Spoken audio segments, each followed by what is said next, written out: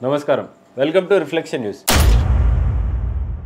Content నచ్చితే like share subscribe చేయండి ఇంకా బాగా నచ్చితే పే చేసుకుని మాత్రం అస్సలు మర్చిపోవద్దు మీరు పంపే రూపాయి అయినా కూడా నాకు అది చాలా చాలా చాలా ఇంపార్టెంట్ అండ్ చాలా పెద్దది దేశవ్యాప్తంగా సంచలనం రేపిన కోల్కతా ట్రైనీ డాక్టర్ కేసులో నిందితుడు సందీప్ ఘోష్కు మెడికల్ కౌన్సిల్ షాక్ ఇచ్చింది.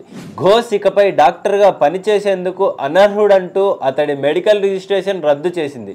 అంతకుముందు ఇండియన్ మెడికల్ కౌన్సిల్ పశ్చిమ బెంగాల్ మెడికల్ అసోసియేషన్కు సందీప్ ఘోష్ మెడికల్ సర్టిఫికేట్ రద్దు చేయాలంటూ సిఫారసు చేసింది. ఈ సూచనను అనుగుణంగానే పశ్చిమ Bengal medical association Sandeep Ghosh medical registration రద్దు చేసింది. ఇక మీదట సందీప్ ఘోష్ భారతదేశంలో ఎక్కడ కూడా వైద్యుడిగా వృత్తి నిర్వర్తించకూడదు.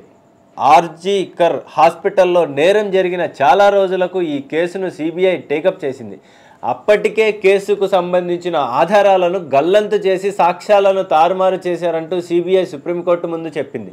ఆ తర్వాత సందీప్ ఘోష్కు పాలిగ్రాఫ్ టెస్టుతో పాటు లేయర్డ్ వాయిస్ అనాలిసిస్ పరీక్ష నిర్వహించారు. కానీ ఆ పరీక్షల్లో కూడా సందీప్ ఘోష్ అబద్ధాలే చెప్పినట్లు తేలిందని ఫోరెన్సిక్ సైన్స్ శాఖ నివేదిక ఇచ్చింది.